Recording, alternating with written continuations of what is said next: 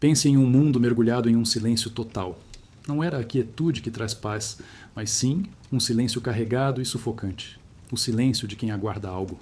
Durante 4 longos séculos, era como se o céu tivesse emudecido. Fazia 400 anos que a última mensagem de um profeta, chamado Malaquias, tinha ressoado pelas colinas da região da Judéia e deixado no ar uma promessa por cumprir. Uma esperança que, à medida que as gerações passavam, ficou tão delicada quanto um documento muito velho.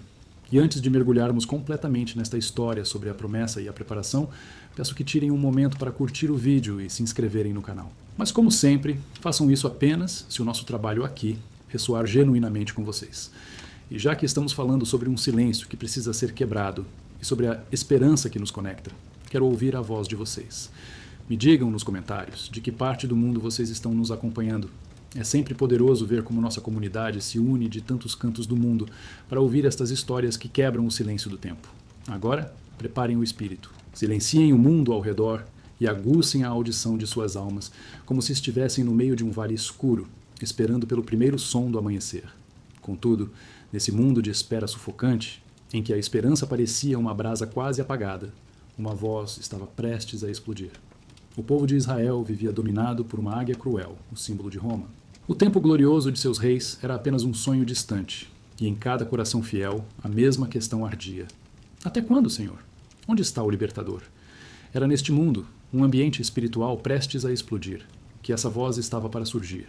Não a voz de um rei num palácio, nem a de um sábio numa sinagoga, mas uma voz que viria do deserto, uma voz como um trovão, destinada a rasgar o véu do silêncio e anunciar que o tempo da espera havia finalmente chegado ao fim. Esta é a narração sobre essa voz. A narração sobre o homem que serviria de ligação entre a antiga promessa e a nova realidade, o mensageiro do rei, o último e maior dos profetas. Preparem-se, pois a história que estamos prestes a contar é a do trovão que rasgou 400 anos de silêncio.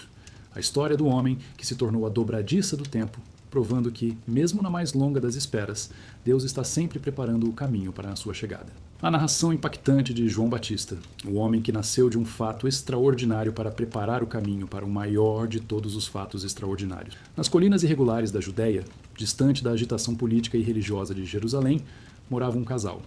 A casa deles era modesta, feita com a pedra e a argila daquela região, e as suas vidas eram construídas com os elementos da honestidade e da fé silenciosa. Os seus nomes eram Zacarias e Isabel. Zacarias exercia a função de sacerdote. Era descendente de Arão e pertencia ao grupo de sacerdotes de Abias. Para ele, trabalhar no templo de Jerusalém não era somente uma responsabilidade de família, era a razão principal de sua vida. O aroma do incenso, a melodia dos salmos entoados pelos levitas, o peso das roupas sagradas em seus ombros, tudo aquilo o ligava a uma longa história de fé que vinha de muitos séculos. Isabel também era de uma família nobre de sacerdotes, sendo uma das descendentes de Arão. Os dois juntos formavam um exemplo de fidelidade. As Escrituras os descrevem de um jeito bonito e direto. Eram considerados justos por Deus, seguindo todos os mandamentos e ordens do Senhor sem nenhuma falha. Em uma comunidade onde a demonstração de fé era frequentemente apenas uma aparência, a fé de Zacarias e de Isabel era verdadeira, como uma chama que nunca se apagava e que mantinha seu lar aquecido. Contudo, por trás da aparência de suas vidas dedicadas a Deus, existia uma tristeza, uma dor quieta, que os acompanhava todos os dias, ano após ano. Eles não possuíam filhos, e ambos já eram de idade. A esperança da juventude tinha desaparecido com o passar do tempo, restando apenas a aceitação da velhice. Na cultura daquela época, não poder ter filhos não era somente uma infelicidade pessoal. Era considerado um sinal de que a pessoa não tinha o favor de Deus, uma humilhação pública. Todo olhar de pena, todo comentário dos vizinhos, toda comemoração pelo nascimento do filho de outra pessoa era como um pequeno espinho em seus corações. Isabel suportava esse peso com uma graça triste, muitas vezes se isolando na tranquilidade de sua casa, onde sua tristeza podia ser dividida apenas com Deus. Zacarias, por outro lado, seguia com seu trabalho de sacerdote com uma firmeza admirável, mas, com certeza, nos seus momentos mais particulares de oração, a mesma pergunta era feita aos céus. Por qual motivo, Senhor? Por que conosco, que tentamos te servir de todo o coração? A vida deles era uma contradição, publicamente admirados por sua fé, mas, em particular, marcados por uma falta que parecia ir contra as bênçãos prometidas às pessoas justas. Eles eram a representação perfeita da espera de todo o povo de Israel. Cheios de fervor, fiéis, justos, mas vivendo com uma sensação de vazio, esperando por uma promessa que parecia ter sido deixada de lado. Eles não imaginavam, mas o silêncio em sua casa estava muito perto de ser quebrado de um modo tão impressionante que seria ouvido por toda a nação, transformando a dor particular deles no cenário de uma ação divina que alteraria o rumo da história da humanidade. O dia teve início como muitos outros. O sol da Judéia espalhava sua luz amarelada sobre as colinas e Zacarias se arrumava para uma das maiores honras de sua vida. Tinha chegado a vez do seu grupo de sacerdotes trabalhar no templo em Jerusalém. Milhares de sacerdotes formavam os 24 e cada um trabalhava por uma semana, 2 vezes ao ano. Mas, dentro dessa semana de trabalho, havia uma função que era o ponto mais alto na vida de um sacerdote: entrar no lugar santo, a parte mais interna do templo, para oferecer o incenso da manhã ou da tarde no altar de ouro. Essa não era uma tarefa dada por posição ou por mérito, mas por sorteio, um costume sagrado que mostrava a escolha direta de Deus. E naquele dia, a sorte foi para Zacarias, um homem idoso, cujo corpo já mostrava o peso da idade, mas cujo coração queimava com a mesma fé de sua juventude. Enquanto ele andava pelos pátios do templo, o som da multidão de fiéis que se juntava no pátio de Israel para o momento da oração era algo conhecido. Ele passou pelo altar de bronze, onde os sacrifícios da manhã ainda soltavam fumaça, e chegou perto da entrada do lugar santo. Um véu grosso o separava do mundo de fora. Seu coração batia acelerado, uma mistura de respeito e de ansiedade. Aquela era uma chance única, talvez a única que ele teria em toda a sua vida de chegar tão perto da presença visível de Deus. Somente ele iria entrar. Do lado de fora, no pátio, as pessoas aguardavam em oração silenciosa. Elas sabiam que, enquanto o incenso era queimado lá dentro, suas orações chegavam aos céus como uma fumaça com perfume, um cheiro que agradava ao Senhor. A fumaça do incenso representava a ligação, a ponte entre os seres humanos e o divino. Zacarias, com as mãos um pouco trêmulas, mas seguras, acendeu o incenso sobre as brasas acesas que tinha trazido do altar de sacrifício. O pequeno espaço, que era iluminado apenas pela luz dourada do candelabro de 7 braços, a menorá, logo se encheu de uma nuvem densa e com um cheiro forte.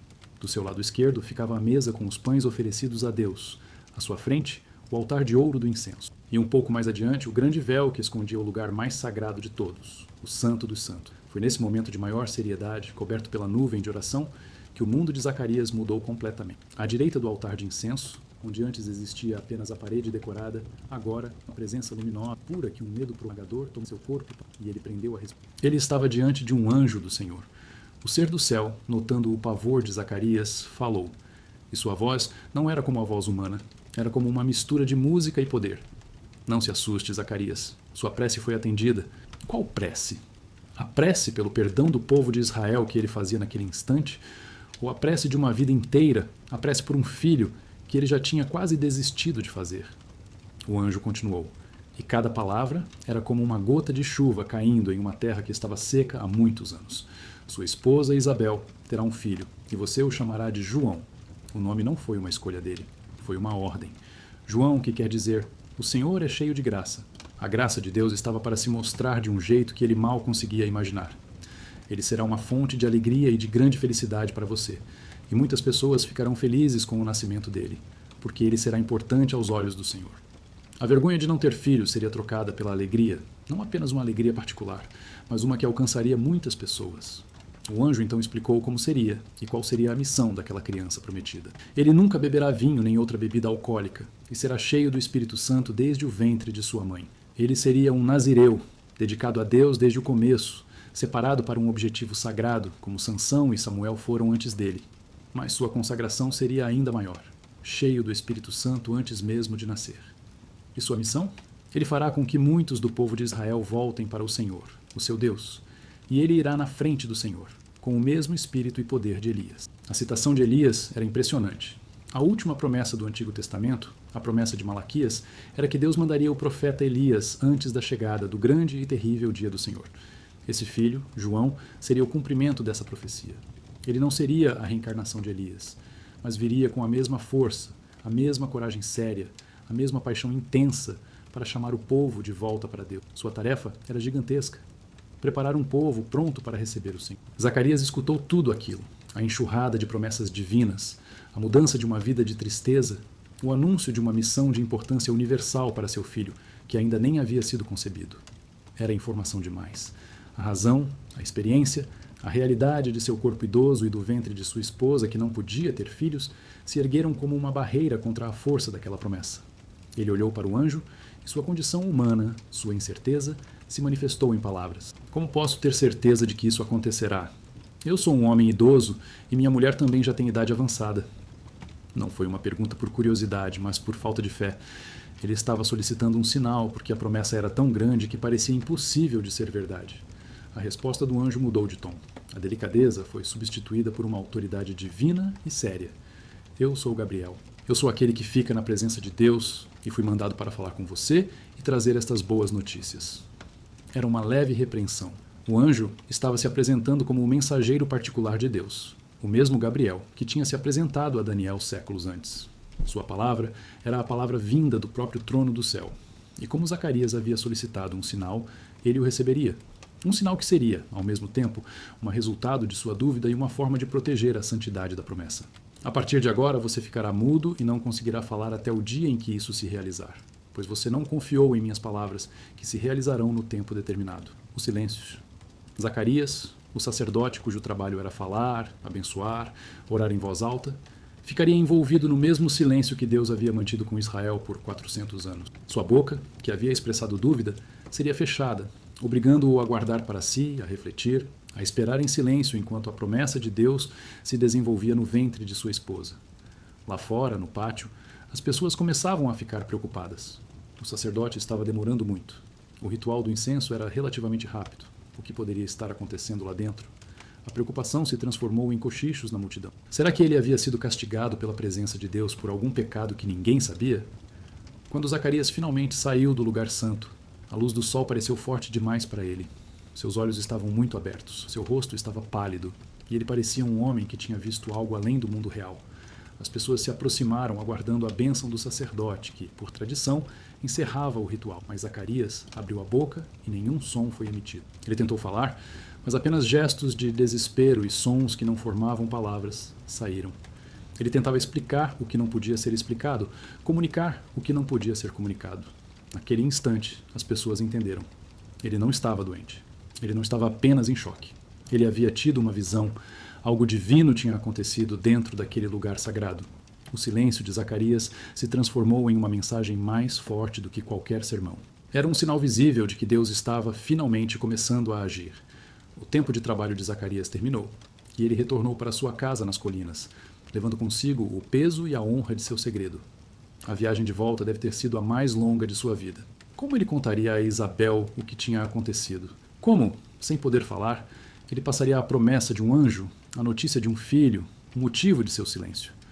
Podemos imaginá-lo ao chegar em casa, com Isabel correndo para recebê-lo, aflita com sua aparência de espanto, e então, com uma pequena lousa e algo para escrever, ou talvez com gestos cheios de emoção, ele contou tudo a ela. A luz no lugar sagrado, o medo, as palavras de Gabriel, a promessa de um filho chamado João, e sua própria dúvida que o deixou em silêncio.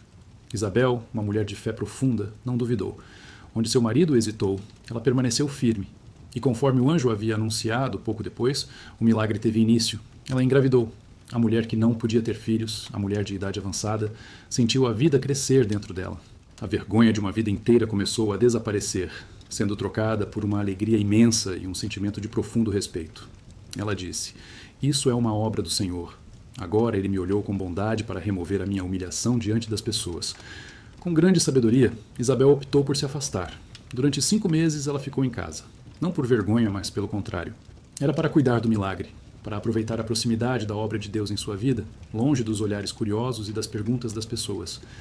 Era um período de preparação silenciosa, que refletia o silêncio de seu marido, enquanto os dois esperavam que a promessa de Deus se tornasse totalmente visível. O silêncio na casa de Zacarias e Isabel não era mais o silêncio da falta, mas o silêncio da gestação, da espera sagrada.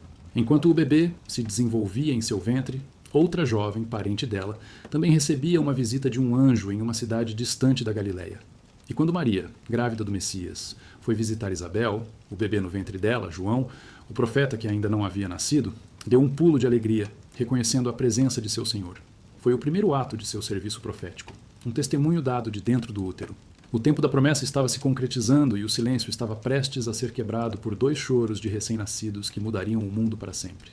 Os meses se passaram, um atrás do outro, cada um aumentando essa expectativa como as camadas que formam uma pérola.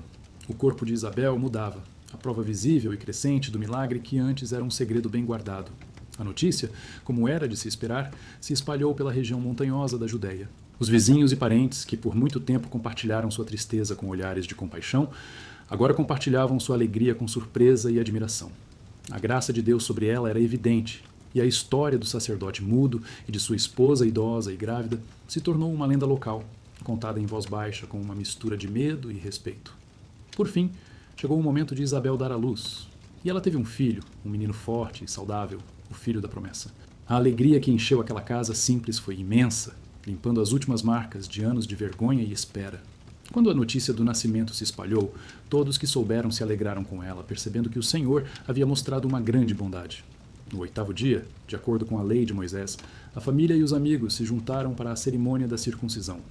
Era um tempo de celebração e de identidade. A circuncisão era o sinal da aliança, a ação que oficialmente incluía o menino na comunidade de Israel. E, por costume, era também o dia em que o nome da criança era anunciado de forma oficial. O clima era de comemoração. Todos imaginavam o que era mais provável. O menino, o herdeiro milagroso de um sacerdote respeitado, receberia o nome em homenagem a seu pai. Vamos chamá-lo de Zacarias, diziam eles, sorrindo, um gesto de honra e de continuação. Mas Isabel, que havia guardado as palavras do anjo em seu coração por 9 meses, falou com uma calma e segurança que deixou todos surpresos. Sua voz se destacou em meio à conversa animada. Não, ele vai se chamar João. Um silêncio confuso tomou conta do lugar. Os convidados se olharam. João? O nome não tinha nenhuma ligação com a família. Era uma quebra de tradição. Eles discutiram com ela. Não existe ninguém na sua família com esse nome. Eles consideraram a escolha estranha, talvez uma vontade repentina de uma mãe idosa. Era um lembrete de como a lógica das pessoas muitas vezes se opõe à ação divina. Sem conseguir convencer Isabel, todos se viraram para a autoridade máxima da casa, o pai. Eles foram até Zacarias, que tinha acompanhado toda a cena em silêncio, e fizeram gestos para ele querendo saber que nome ele desejava que o menino tivesse. Aquele era o momento mais importante de seus 9 meses de silêncio forçado. Um tempo de pensar, de se arrepender de sua dúvida e de admirar cada vez mais a fidelidade de Deus. Ele não pensou 2 vezes. Pediu uma tabuinha para escrever, provavelmente uma pequena placa de madeira coberta de cera. A sala inteira prendeu a respiração. Todos os olhos estavam voltados para o velho sacerdote enquanto ele pegava algo para escrever. Com uma mão que não tremia mais de dúvida, mas de certeza, ele escreveu as palavras na cera. Não foi uma sugestão, nem uma pergunta. Foi uma afirmação, um ato de obediência que repetia a ordem do anjo no templo. Ele escreveu, para que todos pudessem ler. O nome dele é João. No exato momento em que ele terminou a frase, no instante em que sua obediência se alinhou perfeitamente com a vontade de Deus, o que o impedia de falar foi quebrado. O poder que o havia deixado em silêncio agora o libertava. Sua língua se soltou e, depois de 9 longos meses de silêncio, a primeira coisa que saiu de seus lábios não foi uma explicação, nem um cumprimento, mas uma explosão de agradecimento. Ele começou a falar, louvando a Deus, mas não era apenas um louvor qualquer. O Espírito Santo, o mesmo Espírito que enchia seu filho no ventre, agora veio sobre o velho sacerdote. E Zacarias começou a profetizar. As palavras saíram dele como um rio que estava contido e finalmente quebra suas barreiras, uma canção de salvação que ficou conhecida como Benedictus. Louvado seja o Senhor, o Deus de Israel. Ele gritou com a voz forte e clara, porque ele visitou e salvou o seu povo. Ele não estava falando apenas de... Ele via a situação de uma forma mais ampla. O nascimento de João era o começo do primeiro raio de luz que anunciava o nascer dos... Ele profetizou sobre o Messias que estava para chegar, um poderoso salvador da família de seu servo Davi, cumprindo as promessas feitas através dos profetas desde os tempos antigos. Ele falou de salvação dos inimigos, de misericórdia, da aliança sagrada que Deus havia feito com Abraão. E então, com o coração cheio de amor e admiração, ele se virou para o pequeno bebê em seus braços e profetizou sobre o destino específico dele. E você, menino, será chamado de profeta do Altíssimo, pois irá na frente do Senhor para preparar os caminhos para ele. Era a confirmação da missão que Gabriel havia anunciado. João seria o mensageiro, a voz que prepararia o caminho. Sua tarefa seria dar ao seu povo o conhecimento da salvação através do perdão dos seus pecados, por causa da imensa misericórdia de nosso Deus. E ele terminou sua profecia com uma das mais belas imagens de esperança de toda a Escritura, descrevendo a vinda do Messias como o sol nascente que virá nos visitar do alto, para iluminar aqueles que vivem na escuridão e na sombra da morte, e para guiar nossos passos no caminho da... O efeito daquele momento foi intenso. Os vizinhos e todos que moravam na região montanhosa da Judéia ficaram cheios de temor. O silêncio quebrado de Zacarias, a profecia poderosa que saiu de seus lábios, o nome ordenado por Deus, tudo isso se juntou para criar uma atmosfera de mistério e poder em torno do menino. A história se espalhou rapidamente. Em cada casa, em cada poço da vila, as pessoas contavam e recontavam os acontecimentos, e todos que ouviam se perguntavam, impressionados, o que então este menino se tornará? Eles sentiam por instinto que a mão do Senhor estava sobre ele. Eles não conseguiam imaginar a resposta completa. Não conseguiam prever a figura séria que sairia do deserto anos depois, vestida com pelos de camelo, comendo gafanhotos e mel silvestre. Não conseguiam imaginar a voz que clamaria por arrependimento nas margens do Rio Jordão, uma voz tão poderosa que reis tremeriam e multidões se moveriam. Mas eles sabiam naquele dia que o longo silêncio de Deus havia chegado ao fim. O início da redenção havia começado, não com o som de espadas, mas com o choro de um bebê em uma casa humilde nas colinas, um bebê chamado João, a graça de Deus manifestada, o profeta que prepararia o caminho para o próprio rei. E enquanto o menino crescia, ele se tornava mais forte em espírito. A mão de Deus o guiava, não para as salas de estudo de Jerusalém, mas para os lugares isolados, para o deserto. Lá, no silêncio e na solidão, Deus transformaria o menino milagroso no profeta de fogo, preparando a voz que um dia faria todo o povo de Israel parar e ouvir. A espera havia terminado. A preparação estava apenas começando. A mão do Senhor estava sobre o menino, e ele se desenvolvia, mas ele não se desenvolvia como as outras crianças de sua aldeia. Enquanto os filhos dos vizinhos aprendiam a arte de negociar nos pequenos comércios ou a profissão de seus pais nos campos produtivos da Judéia, João sentia-se atraído por um outro tipo de aprendizado, uma outra herança. Havia nele uma tranquilidade, uma força no olhar que parecia ver além das colinas que conhecia. Sua alma não desejava o conforto de um lar, mas a imensidão de um horizonte sem limites. A casa de Zacarias e Isabel, que um dia foi o cenário de um milagre silencioso, tornou-se o lugar de onde um espírito livre e forte estava prestes a sair. As histórias de seu nascimento, do silêncio de seu pai e da profecia que saiu de seus lábios o envolviam como um manto. Ele não era apenas um menino, era um sinal, um propósito em vida, e esse propósito o chamava para longe. Não se sabe ao certo quando ele partiu, se foi uma despedida aos poucos ou uma saída repentina no meio da noite. Mas a Escritura nos informa de maneira breve e forte. O menino crescia, se fortalecia em espírito e morava nos desertos até o dia de sua apresentação pública a Israel. O deserto. Para a mentalidade atual, a palavra traz imagens de vazio, de morte, de um lugar que se deve evitar. Mas para a alma do povo de Israel, o deserto era um lugar sagrado e com dois significados. Era o lugar do teste e da dificuldade, onde a nação caminhou por 40 anos, sem nada, exceto sua total dependência de Deus. Era o lugar onde a lei foi entregue em meio a trovões e raios no Monte Sinai. Era o esconderijo dos profetas, o lugar para onde Elias fugiu da raiva de Jezabel e onde ouviu a voz de Deus não no vendaval, mas no sussurro suave. O deserto era a fornalha de Deus, o lugar onde o que não era essencial era queimado, onde as ilusões eram desfeitas e onde a alma ficava exposta diante de seu Criador. E foi para essa fornalha que João foi chamado. O deserto da Judéia não é formado por dunas de areia fofa, mas por colinas de rocha clara, vales profundos e pedras secas que se parecem com ossos clareados pelo sol. Durante o dia, o calor é muito forte, uma presença física que aperta, que tira a umidade do corpo e cria imagens distorcidas no ar. O silêncio é quase total, interrompido apenas pelo som do vento que passa pelas frestas das rochas ou pelo grito isolado de uma ave de rapina voando no céu azul escuro.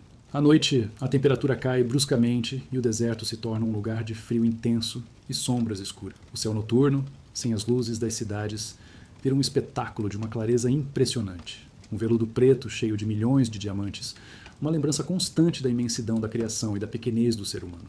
Foi nesse ambiente de beleza simples e perigo constante que João viveu. Ele não tinha uma tenda, nem paredes, nem o conforto de uma fogueira sempre acesa. Ele aprendeu a entender os sinais da natureza. Aprendeu onde achar as raras fontes de água, como se proteger em cavernas durante as tempestades de areia ou o frio da noite. Aprendeu a reconhecer os rastros de animais selvagens, a evitar os escorpiões que se escondiam sob as pedras e as cobras venenosas que se aqueciam. Sua vida era uma lição diária de como sobreviver, uma existência limitada ao que era fundamental. E essa limitação ao fundamental era o ponto central de sua preparação espiritual. Seu modo de vida era um sermão silencioso, uma recusa intencional de tudo o que a sociedade de sua época valorizava. Sua roupa não era de linho de boa qualidade, mas uma túnica áspera feita com pelos de camelo. Era uma roupa desconfortável que irritava a pele, uma roupa de luto e de penitência. Mas o mais importante era a roupa de Elias, o profeta de fogo que ele veio para imitar. Ao se vestir como Elias, João estava fazendo uma declaração visível e forte antes mesmo de falar. Ele não era um mestre de fala calma das sinagogas. Ele era um reflexo do passado profético de Israel, uma força da natureza enviada para confrontar e purificar. Um cinto de couro prendia sua túnica, outra referência a Elias, um símbolo de que estava pronto e determinado. Sua alimentação era igualmente extrema. Ele não comia o pão cultivado nos campos ou a carne dos rebanhos. Sua comida era composta por gafanhotos e mel silvestre. Os gafanhotos, insetos comuns no deserto, eram um alimento permitido pela lei de Moisés, a comida dos pobres e dos viajantes. Preparados de forma simples, talvez assados ao sol ou em uma pequena fogueira, eles forneciam a proteína necessária para sobreviver. O mel silvestre, encontrado em frestas de rochas ou em troncos de árvores ocos, era o doce do deserto, um presente inesperado da providência de Deus. Juntos, essa alimentação formava uma declaração poderosa. João se recusava a fazer parte do sistema agrícola e econômico de sua época. Ele não dependia do trabalho do homem, mas diretamente do que Deus fornecia no deserto. Ele estava vivendo a história de seus antepassados, comendo o que a terra oferecia, livre das complicações e corrupções da civilização. Ele era um homem completamente livre, e essa liberdade era assustadora para a ordem estabelecida. Mas o que ele fazia durante todos esses anos de solidão? Não era apenas uma questão de sobreviver fisicamente. Era um longo e intenso período de formação espiritual. Imaginemos o jovem João, sentado na entrada de uma caverna, vendo o sol se pôr e colorir as colinas de roxo e laranja. O silêncio ao seu redor não era vazio, mas cheio. Era no silêncio que ele aprendia a ouvir. Ele ouvia o som de seu próprio coração, enfrentando seus medos, suas fraquezas, o tamanho de seu chamado. E ele ouvia a voz de Deus. No início, talvez fosse um sussurro, uma certeza crescente, um entendimento mais profundo das Escrituras que sua mãe e seu pai lhe haviam ensinado. Ele refletia sobre as profecias de Isaías, sobre a voz que clama no deserto. Preparem o caminho do Senhor, endireitem as suas veredas. Ele não estava lendo sobre uma figura histórica. Ele estava lendo o roteiro de sua própria vida. Ele sentia o peso daquelas palavras se fixarem em sua alma, se tornando parte de quem ele era. A solidão o moldava. Ela o quebrava e o refazia. Sem a distração das conversas sociais, das obrigações familiares ou das ambições pessoais, sua vida se tornou uma única e longa oração. Sua comunhão com Deus era pura, direta, sem os rituais e as intermediações do templo.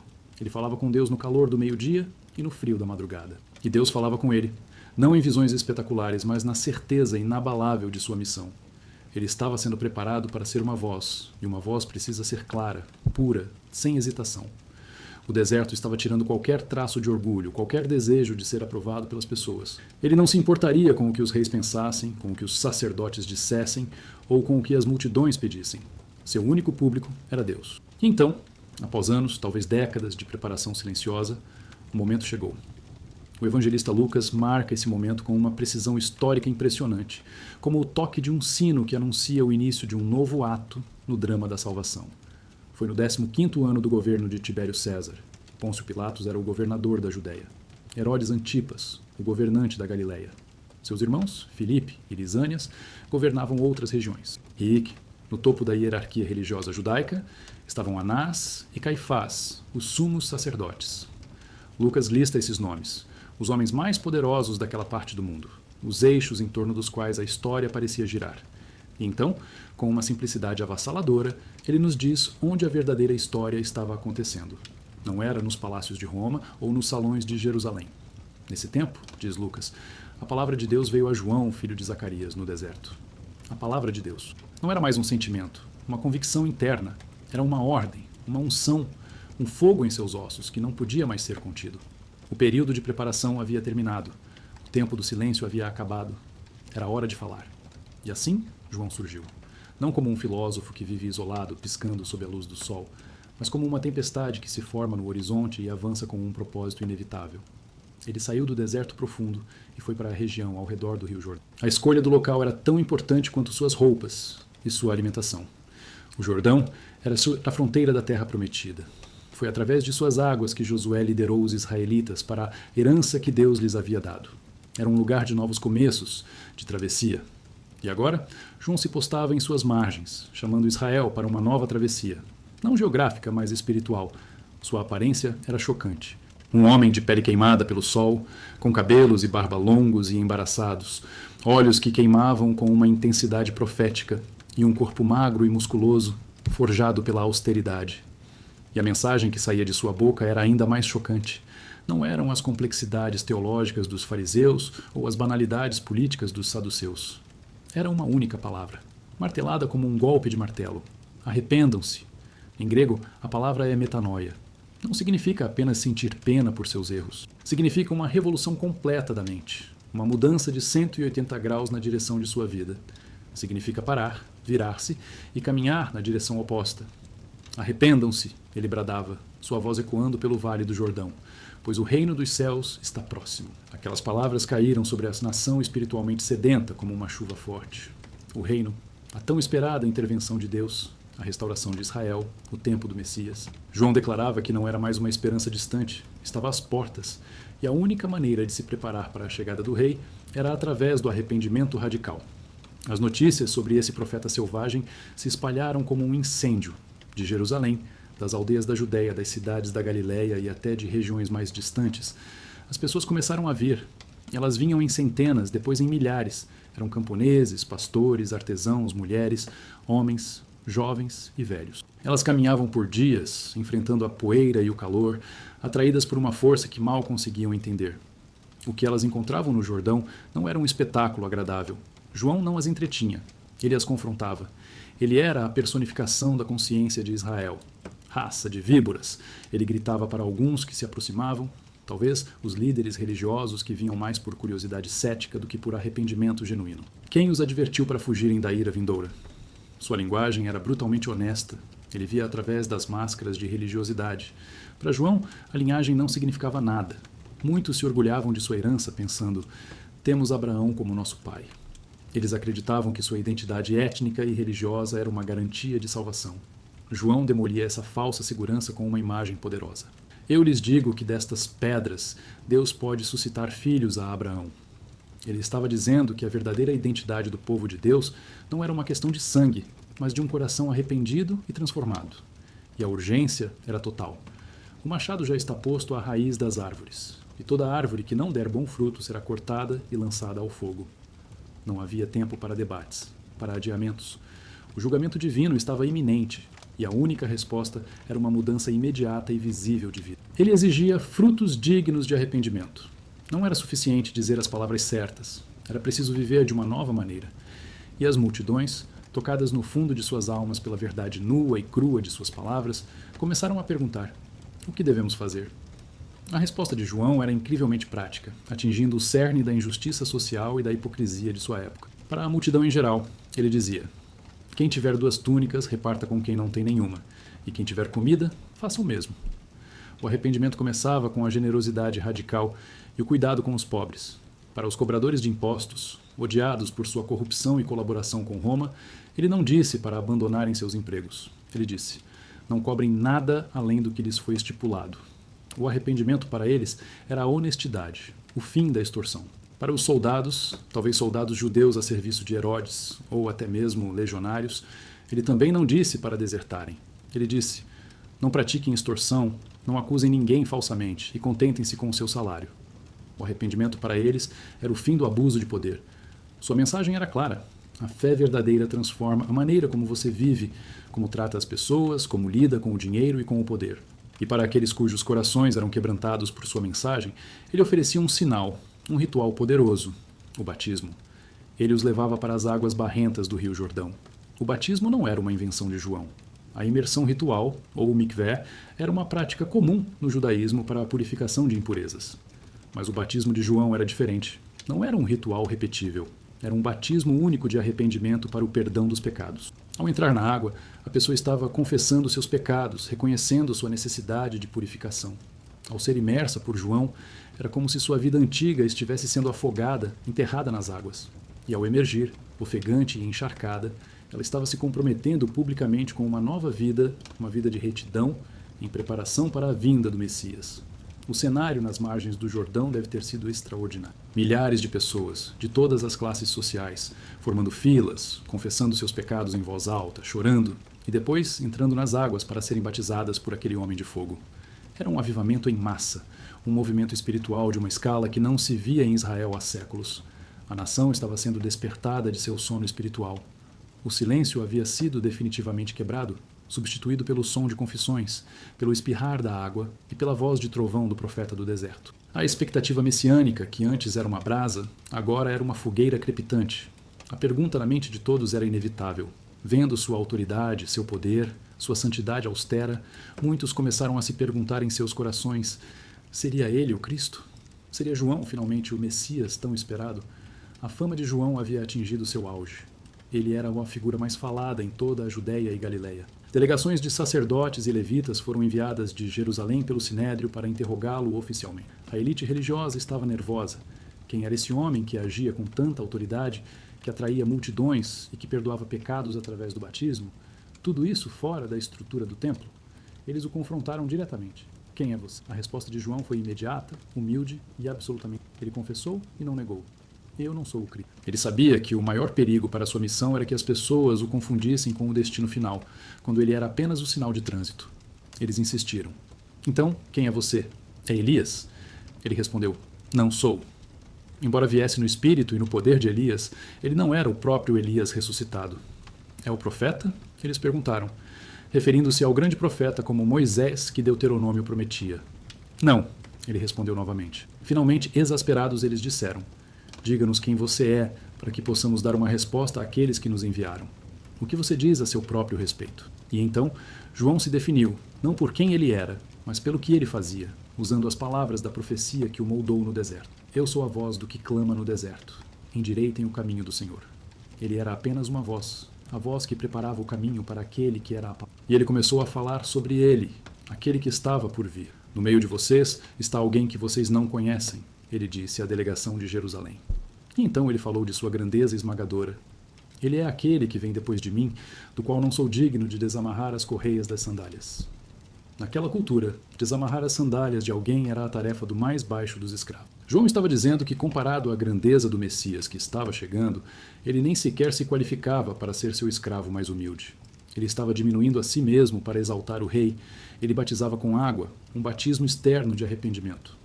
Mas aquele que viria, ele declarou, batizará com o Espírito Santo e com fogo. Ele traria uma purificação interna, uma transformação real e também um julgamento ardente. Ele traz a pá em sua mão e limpará sua eira, juntando o trigo em seu celeiro, mas queimará a palha com fogo que nunca se apaga. O Messias que João anunciava não era apenas um mestre gentil, era um juiz poderoso. E assim, nas margens do Jordão, em meio ao maior avivamento que Israel já vira, João continuou seu trabalho. Ele era a dobradiça da história, o ponto de transição. Com um pé firmemente plantado na tradição profética do Antigo Testamento, ele usava o outro para abrir a porta do Novo. Ele estava preparando um palco. Ele estava reunindo uma audiência. Ele estava ajustando a iluminação. E dia após dia, enquanto batizava e pregava, seus olhos perscrutavam a multidão, esperando, vigiando, pois ele sabia que, em breve, em um dia como qualquer outro, aquele de quem ele falava, o Cordeiro de Deus, o próprio Rei, caminharia até a beira do rio, se misturaria à multidão de pecadores e entraria na água. E naquele momento, a voz do deserto teria cumprido seu propósito supremo. O Rio Jordão havia se tornado o centro vital de Israel. O que antes era apenas um leito de água lamacenta, uma fronteira geográfica, tinha se convertido em um lugar de confissão a céu aberto, um destino de peregrinação para almas necessitadas. Diariamente, antes mesmo dos primeiros raios de sol iluminarem os cumes das montanhas de Moabe ao leste, as pessoas já estavam a caminho. Elas vinham de todas as direções, criando caminhos de poeira que se encontravam em um único ponto no vale, em um único homem. A cena era uma contradição de desorganização e santidade. Multidões se juntavam nas margens, um grande número de pessoas com vestes em tons de terra, rostos marcados pelo sol e pela aflição. O ar era denso com o cheiro de poeira, de suor e de uma energia espiritual quase que se podia tocar. Ouvia-se o choro de crianças, as conversas preocupadas dos adultos, o som ocasional de uma ovelha trazida por um pastor.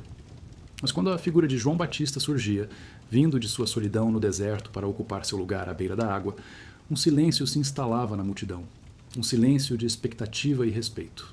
Ele não andava como um sacerdote no templo, com passos calculados e formais. Ele se movia com a pressa de um homem com pouco tempo e com uma mensagem de vida ou morte. Seus olhos, acostumados com a imensidão do deserto, Pareciam analisar a alma de cada pessoa que se aproximava.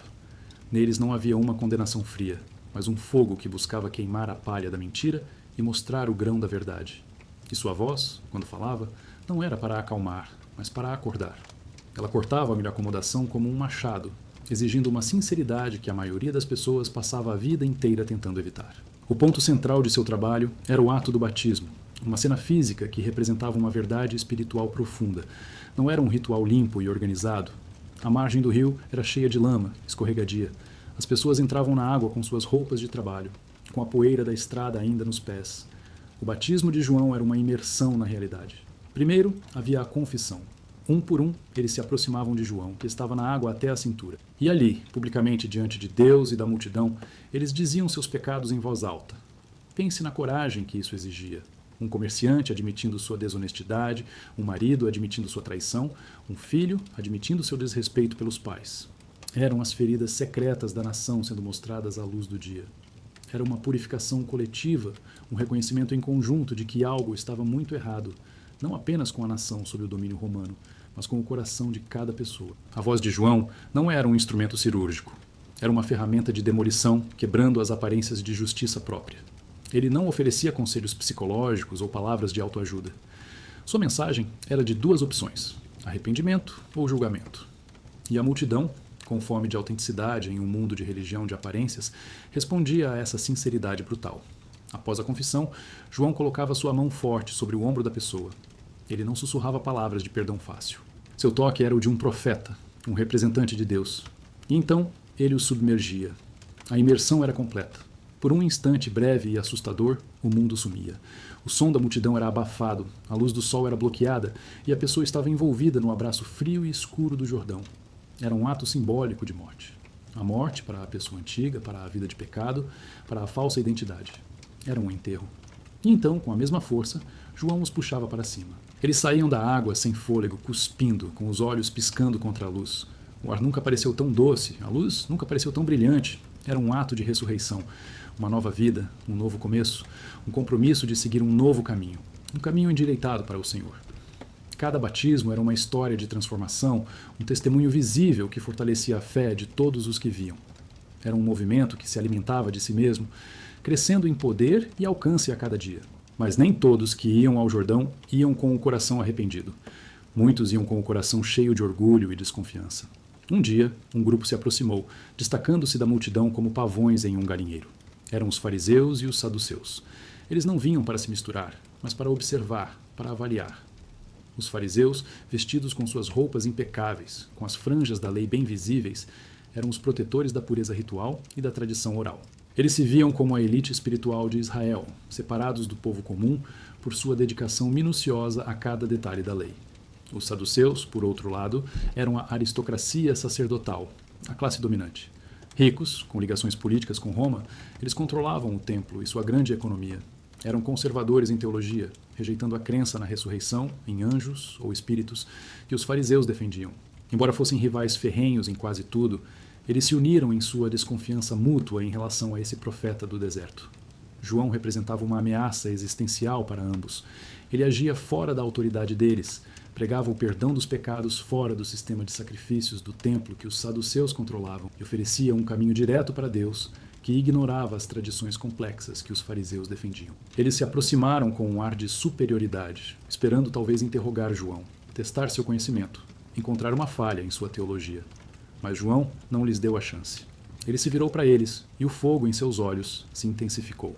Sua saudação não foi de respeito, mas de confronto chocante. "Raça de víboras!" ele rugiu, e a multidão certamente prendeu a respiração. Chamar os líderes religiosos mais respeitados da nação de descendentes de serpentes, a personificação do engano e do mal, desde o jardim do Éden, era uma acusação de uma audácia de tirar o fôlego. Quem os advertiu para fugirem da ira vindoura? Ele expôs a motivação deles. Eles não estavam ali por arrependimento. Estavam ali por autopreservação. Eles sentiam a mudança nos ventos espirituais, sentiam o cheiro da fumaça do julgamento no horizonte e vieram ver se o batismo de João poderia ser uma espécie de seguro espiritual, um ritual a ser adicionado ao seu portfólio de piedade, sem qualquer mudança real de coração. João demoliu a presunção dele. Ele lhes disse para produzirem frutos que mostrassem que seu arrependimento era real, não apenas uma performance. E ele atacou o cerne de sua falsa segurança. a sua língua. Não pensem que podem dizer a si mesmos: temos Abraão como nosso pai. Para eles, ser um filho de Abraão era a garantia máxima, um passe livre para o favor de Deus. João declarou que essa garantia era inútil. Em um gesto dramático, ele provavelmente apontou para as pedras lisas e sem vida na margem do rio. Eu lhes digo que destas pedras Deus pode suscitar filhos a Abraão. A mensagem era revolucionária. O novo povo de Deus não seria definido pela etnia, mas pela fé e pelo arrependimento. Deus poderia criar um povo fiel do nada, se necessário. A herança espiritual deles estava falida. O confronto foi um divisor de águas. João traçou uma linha na areia. Ele não estava interessado em ganhar o favor do establishment. Ele estava interessado apenas na verdade. E sua coragem não se limitava aos líderes religiosos. Ela se estendia até o trono.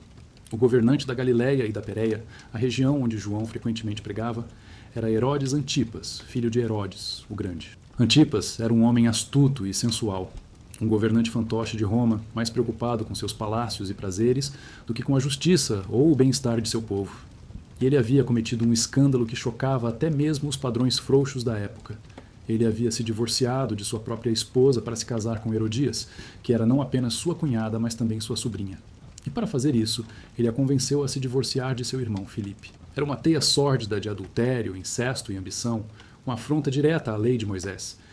Enquanto muitos sussurravam sua desaprovação em particular, João Batista pregava sobre isso publicamente. Ele não enviou uma carta discreta. Ele não pediu uma audiência privada. De sua plataforma nas margens do Jordão, sua voz de trovão alcançava os corredores do poder. Não te é lícito possuir a mulher do teu irmão, ele declarava. Era uma confrontação direta, nomeando o pecado e o pecador.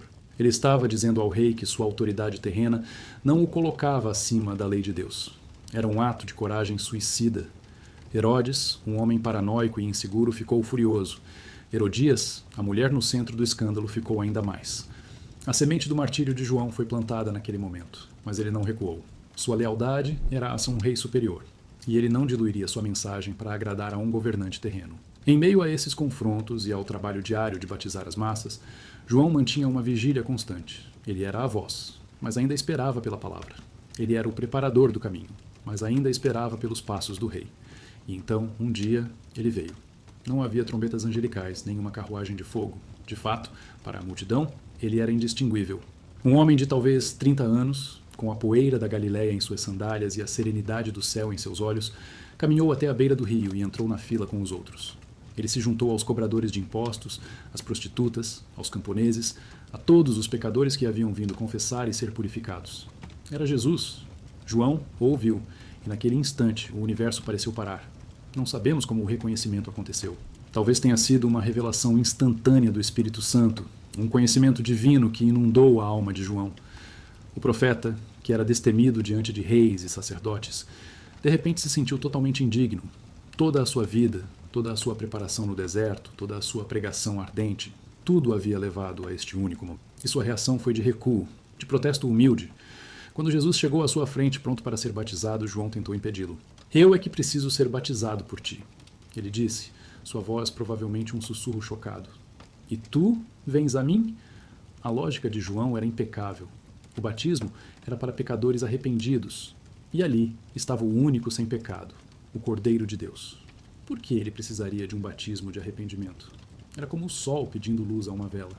Parecia errado, invertido.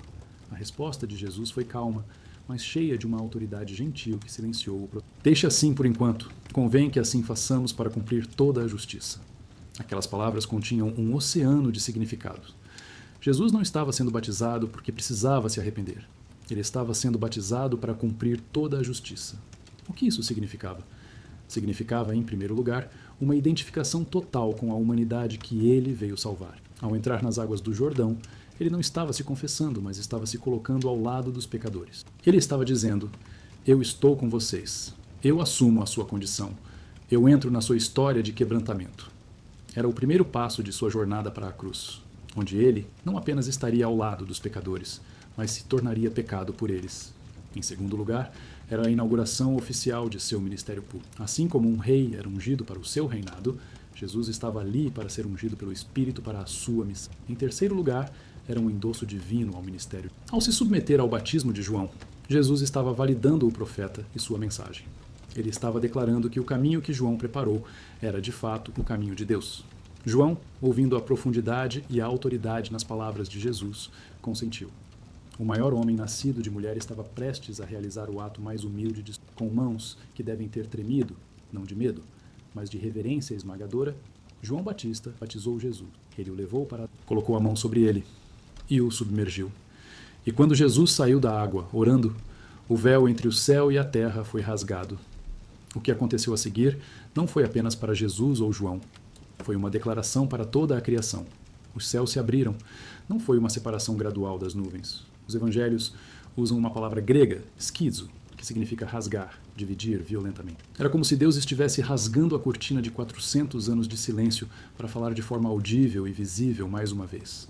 E então, o Espírito Santo desceu sobre ele em forma corpórea, como uma pomba. A pomba, na simbologia judaica, representava a pureza, a paz e, em algumas tradições, o próprio Espírito de Deus pairando sobre as águas da criação no Gênesis. O Espírito não apenas o tocou, pousou e permaneceu sobre ele. Era a unção do Messias, o cumprimento da profecia de Isaías, de que o Espírito do Senhor repousará sobre ele. Jesus, que sempre foi divino, estava agora publicamente equipado como homem para a sua missão messiânica. E como se a visão não fosse suficiente, veio o som. Uma voz veio do céu. Não era um trovão indistinto. Eram palavras claras, articuladas, cheias de amor e autoridade infinitos. Era a voz de Deus, o Pai. E ele disse: Tu és o meu filho amado, em ti me comprazo. Em outras versões, este é o meu filho amado, em quem tenho prazer. Naquele momento, toda a Trindade se manifestou no Jordão. O Filho sendo batizado, o Espírito descendo como uma pomba e o Pai falando do céu. Era a coroação do rei. A declaração do Pai era triplamente significativa. Ao chamá-lo de meu filho, ele estava afirmando a divindade de Jesus, ecoando o Salmo 2, um salmo real sobre o Filho ungido de Deus. Ao chamá-lo de amado, ele expressava a relação de amor eterno dentro da Trindade. E ao dizer, em ti me comprazo, ele estava ecoando Isaías 42, a profecia do servo sofredor, aquele que traria justiça à terra através do sacrifício. O Pai estava declarando que este Filho, o Rei Divino, cumpriria sua missão através do caminho do servo humilde. João testemunhou tudo isso. A voz que ele era agora tinha ouvido a voz. O homem que apontava para o Cordeiro agora tinha visto o Cordeiro ser identificado pelo próprio Deus. Seu trabalho de preparação estava completo. Ele havia preparado o caminho, e agora o caminho estava ali, diante dele, encharcado com as águas do Jordão e ungido com o Espírito do céu. A multidão, sem dúvida, ficou em um silêncio atordoado. Alguns podem ter ouvido a voz, outros podem ter visto apenas a luz. Mas todos sentiram que a história havia se curvado sobre seu eixo naquele momento. O homem da Galileia não era mais apenas um na multidão. Ele era o Filho amado de Deus. E João Batista, o profeta do deserto, o maior dos homens, havia cumprido seu destino. A partir daquele momento, seu propósito mudaria. Ele não precisava mais preparar o caminho. Agora, ele precisava sair do caminho. Ele precisava diminuir para que o rei pudesse crescer. A tocha havia sido passada. A era do Messias havia começado. A unção no Jordão tinha sido o ponto mais alto, o momento decisivo para o qual toda a vida de João Batista havia sido preparada. Ele tinha visto os céus se abrindo, tinha presenciado a descida do Espírito, tinha ouvido a voz clara de Deus Pai confirmando o Filho. Sua missão de preparação estava, em sua essência, finalizada. O rei havia sido apresentado. No entanto, a história não termina com o herói partindo em direção ao horizonte. Para João, o eco da voz celestial foi seguido pelo som crescente e ameaçador de correntes sendo preparadas. O profeta que havia dito a verdade ao poder estava prestes a sentir o peso total da vingança desse poder. A tocha havia sido passada e agora a sombra começava a se estender sobre o caminho do mensageiro. Após o batismo de Jesus, João continuou seu trabalho por um tempo. Ele não juntou suas coisas e se retirou. O chamado para pregar o arrependimento não acabou. As multidões ainda vinham e ele ainda as batizava, sempre indicando aquele que era maior. É preciso que ele cresça e que eu diminua. Ele disse aos seus próprios discípulos que estavam, de forma compreensível, confusos e talvez com um pouco de ciúmes da crescente popularidade de Jesus. Esta frase resumia a essência da alma de João, uma humildade tão grande quanto o deserto que o moldou. Ele não tinha ego, não tinha ambição pessoal. Ele era um dedo que apontava, e agora que o objeto de sua indicação estava em cena, ele ficava feliz em desaparecer no fundo. Mas o mundo raramente permite que uma voz tão poderosa simplesmente se cale. A verdade que João pregava não era uma ideia teológica abstrata. Era uma verdade que feria, que atacava a corrupção onde quer que a encontrasse. E o alvo mais visível de sua crítica continuava sendo Herodes Antipas. A cada sermão que denunciava o adultério e o incesto do governante, a raiva no palácio em Tiberíades aumentava. Não era apenas uma questão de ofensa pessoal. Para Herodes, a pregação de João era politicamente arriscada. O historiador judeu Flávio Joséfo, escrevendo décadas depois, nos conta que Herodes tinha medo da enorme influência de João sobre as massas. Ele via como as multidões se apegavam a cada palavra do profeta e temia que essa influência pudesse causar. Um homem que podia mover o coração do povo era um homem que podia mover exércitos. Herodes, sempre o político prático e desconfiado, decidiu que o risco era muito grande. Mas a força principal por trás da queda de João não era tanto o medo de Herodes, mas o ódio venenoso de Herodias. Ela era a Jezabel de sua época, uma mulher de ambição implacável e orgulho ferido. A voz de João, ecoando pelas colinas, era um lembrete constante e público de seu pecado. Ele não estava apenas a acusando, ele estava tirando a legitimidade de seu status como rainha, tornando-a um objeto de desprezo aos olhos do povo devoto. Ela não podia suportar isso. Ela sussurrava veneno nos ouvidos de Herodes, dia após dia, noite após noite, exigindo que ele silenciasse aquela voz. Finalmente, Herodes agiu. Ele enviou seus soldados que prenderam João. Não foi um julgamento público, foi uma captura, rápida e eficiente. O profeta do deserto, o homem que representava a liberdade selvagem, foi acorrentado e levado para a fortaleza mais temível de Herodes, Maquero. Maquero não era uma prisão comum. Era uma fortaleza-palácio, construída por Herodes, o Grande, no topo de uma montanha isolada a leste do Mar Morto, no que hoje é a Jordânia. Era um lugar de luxo rústico e segurança intransponível. De suas muralhas, a vista era espetacular, abrangendo o deserto cintilante e as águas azuis do mar. Mas para um prisioneiro, essa beleza era uma tortura, um lembrete constante do mundo vasto do qual ele havia sido tirado. A cela de João era provavelmente uma masmorra escura, escavada na rocha abaixo do nível do pátio. Imagine a transição. De um dia para o outro, o homem do horizonte infinito foi confinado a um espaço de poucos metros quadrados. O homem, acostumado ao sol escaldante, foi mergulhado na escuridão úmida e fria. O homem cuja voz ecoava por vales inteiros agora estava cercado por paredes de pedra que abafavam qualquer som. O silêncio que ele havia buscado no deserto como uma ferramenta de comunhão agora lhe era imposto como uma forma de punição. Foi nesse confinamento, nessa privação sensorial e espiritual, que a maior provação de João começou. Não era uma provação de resistência física, mas de fé. As notícias do mundo exterior chegavam a ele em pedaços, trazidas por seus discípulos leais que tinham permissão para visitá-lo. E as notícias que eles traziam eram confusas. Eles falavam sobre Jesus, mas o Jesus que eles descreviam não parecia se encaixar no modelo do Messias que João havia pregado com tanto fervor. João havia anunciado um juiz poderoso com um machado na mão, pronto para cortar as árvores infrutíferas. Ele havia falado de um batismo de fogo, de uma pá que limparia a eira, queimando a palha. Ele esperava uma revolução, uma purificação dramática e imediata de Israel. Mas as histórias que seus discípulos contavam eram de um tipo diferente de poder. Jesus estava curando os doentes. Sim, ele estava purificando leprosos, fazendo os cegos verem e os coxos andarem. Ele estava até ressuscitando os mortos. Mas onde estava o julgamento? Onde estava o confronto com os líderes corruptos de Israel? Pior ainda, Jesus estava sendo criticado por comer com cobradores de impostos e pecadores. Ele falava em parábolas enigmáticas, não em declarações de fogo e enxofre. Ele não estava reunindo um exército. Ele não estava marchando sobre Jerusalém. E o mais desconcertante para João, ele não estava fazendo nada para libertar seu precursor da prisão. A escuridão da masmorra começou a se infiltrar na alma de João. A certeza inabalável, forjada no sol do deserto, começou a vacilar. A dúvida, essa sombra sutil e corrosiva, começou a se insinuar em seus pensamentos. Poderia ele ter se enganado? A visão no Jordão, a voz do céu, teria sido tudo uma ilusão, um produto de sua própria esperança fervorosa? Ele, que havia sido o farol para toda a nação, agora se encontrava perdido em sua própria escuridão. Era a noite escura da alma do profeta. A ironia era esmagadora. Ele estava preso, impotente, e o Messias que ele anunciou estava livre, realizando milagres, mas não o tipo de milagre que João esperava.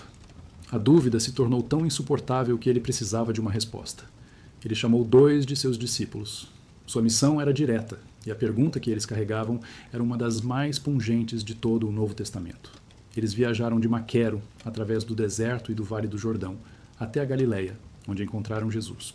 Em meio à multidão que cercava Jesus, os discípulos de João se aproximaram e fizeram a pergunta que queimava na alma de seu mestre: És tu aquele que haveria de vir, ou devemos esperar outro? Pense na enormidade dessa pergunta. Era o maior dos profetas, o homem que Deus escolheu para a ao mundo, agora perguntando se ele tinha acertado a identidade. Era uma demonstração crua de honestidade e vulnerabilidade. João não escondeu sua dúvida. Ele a enviou diretamente à fonte. Jesus não respondeu com um simples sim ou não. Ele não ofereceu uma prova lógica ou uma repreensão por sua falta de fé. Em vez disso, ele deu aos discípulos de João a resposta mais poderosa possível, a evidência. Ele disse a eles: Vão e anunciem a João o que vocês estão ouvindo e vendo. E naquele momento, diante deles, Jesus continuou seu trabalho. O cego recebia a visão. O coxo andava. O leproso era purificado. O surdo ouvia. O morto era ressuscitado. E, crucialmente, ele acrescentou: E aos pobres está sendo pregado o Evangelho. Depois de lhes dar essa demonstração viva de seu poder e missão, ele lhes deu uma mensagem para levar de volta a João. Uma mensagem que era ao mesmo tempo uma resposta e uma bênção. E bem-aventurado é aquele que não se escandalizar por minha causa. Em outras traduções, que não encontrar em mim motivo de tropeço. Jesus estava dizendo a João, com uma ternura infinita: Eu sei que não estou agindo da maneira que você esperava. Meu reino está sendo inaugurado não com o poder esmagador de um juiz, mas com o poder restaurador de um curador. Não vim primeiro para condenar, mas para salvar. Confie em mim. Não deixe que suas expectativas sobre como eu deveria agir se tornem uma barreira para a sua fé. A resposta de Jesus foi um ato de pura genialidade pastoral. Ele não apenas respondeu à pergunta de João, ele realinhou sua perspectiva. Cada um dos milagres que Jesus listou era um cumprimento direto das profecias messiânicas de Isaías. Ele estava dizendo, na linguagem das Escrituras que João conhecia tão bem: Sim, eu sou aquele. Mas o reino está chegando de uma forma que só a profecia e não a expectativa popular poderia prever. Os discípulos de João partiram, levando consigo essa mensagem de esperança e essa nova. Podemos imaginar o alívio e a paz que inundaram a alma de João quando ouviu o relatório. Sua fé foi reafirmada não porque Jesus se encaixou em sua caixa, mas porque ele aprendeu a confiar em um Deus cujos planos eram maiores e mais misteriosos do que os seus. Assim que os discípulos de João foram embora, Jesus se virou para a multidão que havia testemunhado toda a interação. Ele sabia que eles poderiam ter interpretado mal a pergunta de João, pensando que o grande profeta era fraco, inconstante. E naquele momento, Jesus fez a mais extraordinária homenagem a João Batista. Ele queria que todos soubessem quem era aquele homem que agora definhava em uma masmorra. O que vocês foram ver no deserto? Ele perguntou. Um caniço agitado pelo vento? Ele estava dizendo: Vocês acham que João é um homem fraco que muda de opinião com qualquer brisa de dúvida? De jeito nenhum. Se não, o que foram ver? Ele continuou: Um homem vestido de roupas finas? Ora, os que vestem roupas finas estão nos palácios dos reis. João não era um oportunista, não buscava conforto ou luxo. Ele era o oposto disso. Então, o que vocês foram ver? Um profeta? E Jesus respondeu à sua própria pergunta com uma ênfase retumbante. Sim, eu lhes digo, e mais do que um profeta. Ele elevou João acima de todos os gigantes da fé do Antigo Testamento. E então, ele explicou por quê. Este é aquele a respeito de quem está escrito: Eis que eu envio o meu mensageiro à tua frente. Ele preparará o teu caminho diante de ti. João não era apenas um profeta que falava sobre o futuro. Ele era o mensageiro profetizado, uma parte integrante do próprio evento da salvação. E então veio o elogio. Jesus olhou para a multidão e fez uma declaração que deve ter chocado a todos. Em verdade, lhes digo, entre os nascidos de mulher não surgiu ninguém maior do que João Batista. Maior que Abraão, o pai da fé. Maior que Moisés, o legislador. Maior que Davi, o rei segundo o coração de Deus. Maior que Elias, o profeta de fogo. João era o maior, porque ele estava na cúspide da história. O último e maior arauto da antiga aliança, aquele que teve o privilégio único de apontar fisicamente para o Cordeiro de Deus. Mas então, Jesus acrescentou uma frase paradoxal e misteriosa. No entanto, o menor no reino dos céus é maior do que ele. Não era um rebaixamento de João. Era uma declaração sobre a glória incalculável da nova era que Jesus estava inaugurando. João estava no limiar, olhando para dentro. Mas até mesmo o crente mais humilde que vive deste lado da cruz e da ressurreição, que é batizado com o Espírito Santo e participa plenamente das bênçãos do reino, tem uma posição e um privilégio que o próprio João, em sua grandeza, não pôde experimentar. Era um tributo impressionante. Enquanto João estava em seu ponto mais baixo, preso, duvidando, Jesus o estava exaltando publicamente em seu ponto mais alto. Era um ato de lealdade e amor ao seu arauto fiel. A vida na prisão continuou. Os dias se transformaram em semanas e as semanas em meses. O mundo seguia em frente. O ministério de Jesus crescia em poder e alcance. E João esperava. Ele havia recebido sua resposta, sua fé estava segura, mas sua situação física não mudou. Ele estava nas mãos de um tirano caprichoso e de uma mulher vingativa. O fim veio de forma súbita, grotesca e fútil. Herodes estava celebrando seu aniversário em Maquero. Era uma festa decadente, cheia do excesso e da intriga que caracterizavam sua corte. Havia oficiais de alto escalão, líderes militares, a elite da Galileia. O vinho fluía livremente. E no auge da festa, uma atração especial foi apresentada. Salomé, a jovem filha de Herodias, entrou para dançar. Sua dança, provavelmente sensual e provocante, cativou a audiência embriagada, especialmente Herodes. Em um estupor de álcool e lascívia, ele fez um juramento extravagante e tolo.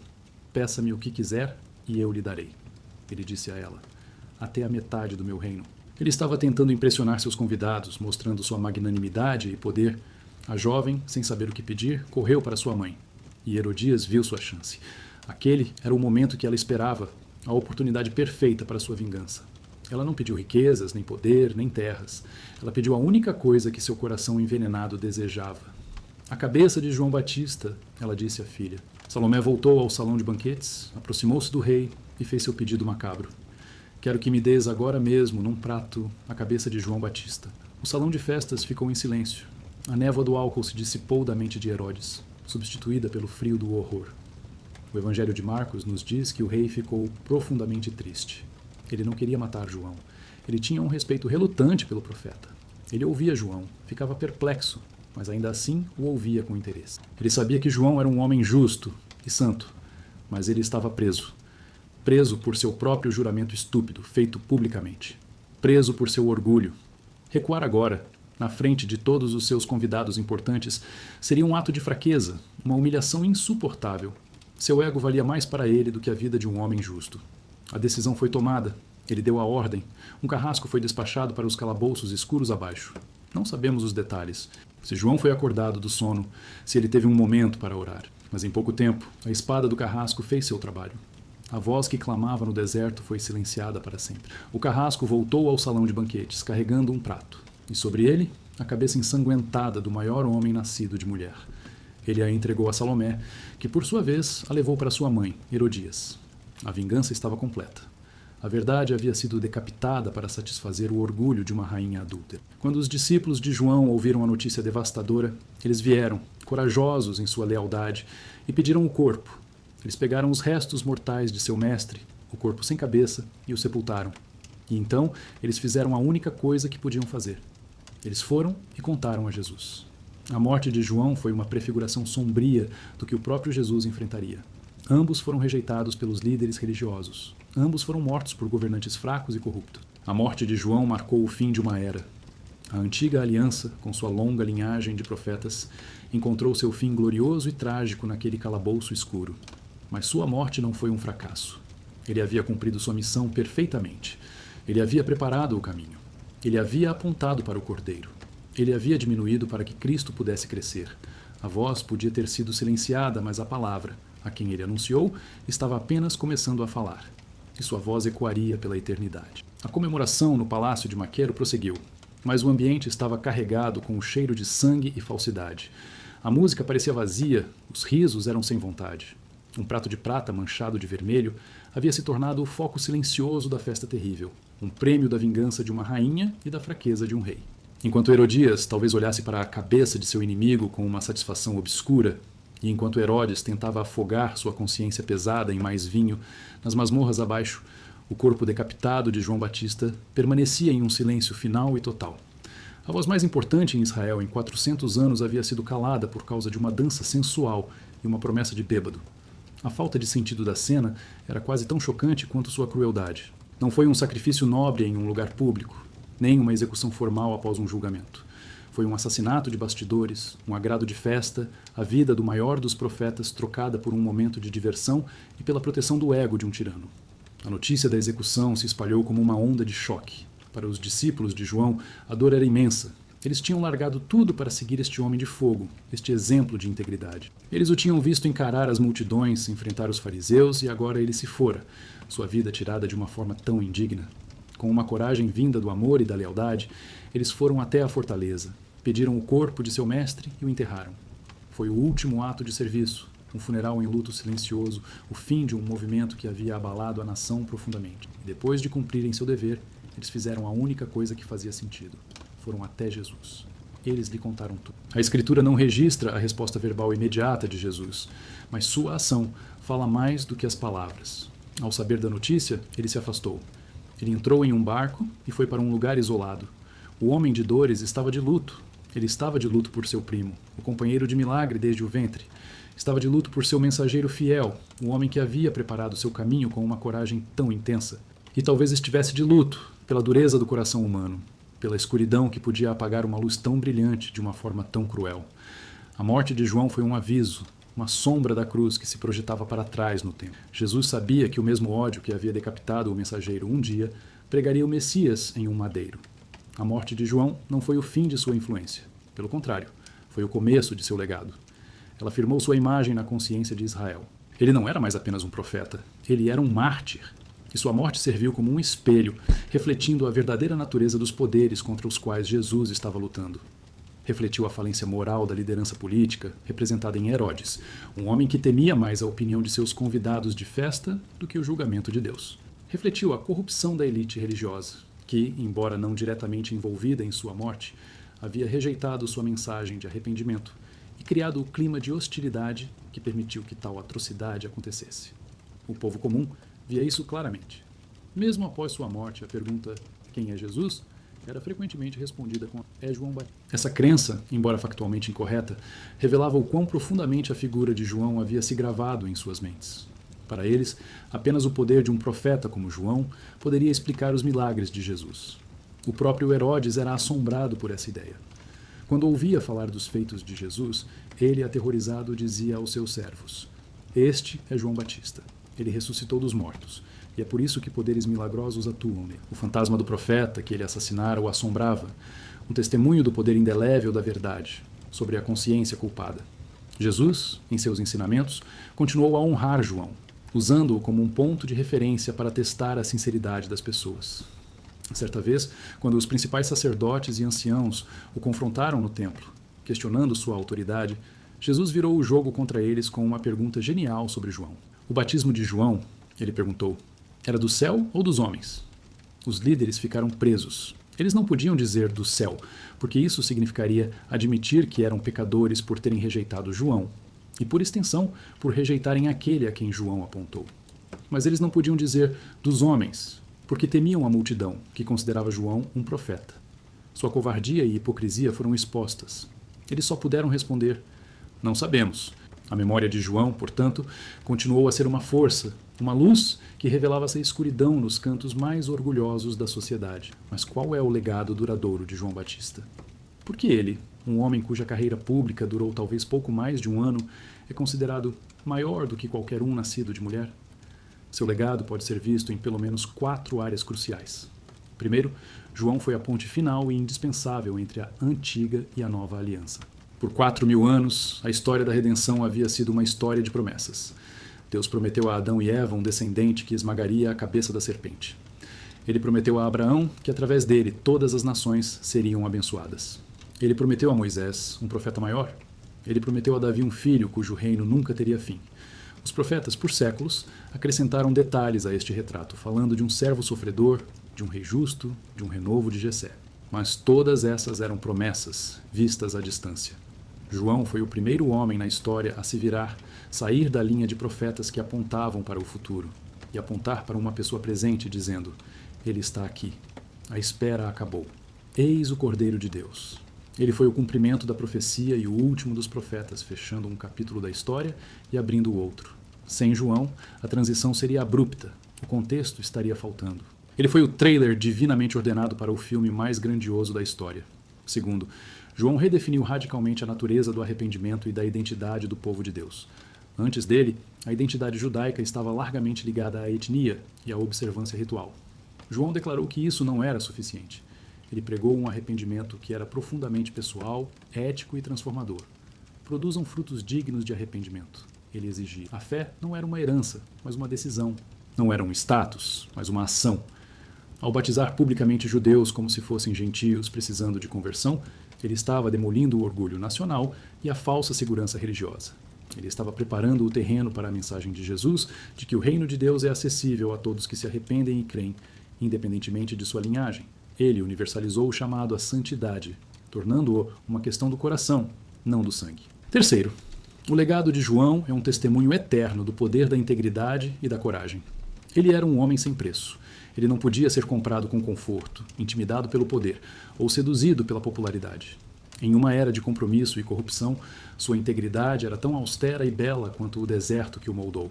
Ele falou a verdade a todos igualmente, seja a um camponês pobre ou a um rei em seu trono. Sua vida nos lembra que a verdadeira autoridade espiritual não vem de um cargo ou de um título, mas da congruência entre a mensagem e a vida do mensageiro. Sua morte, embora trágica, foi o selo final de sua integridade. Ele preferiu perder a cabeça a perder sua voz profética. Ele nos desafia através dos séculos, pelo que estamos dispostos a viver e, se necessário, a morrer.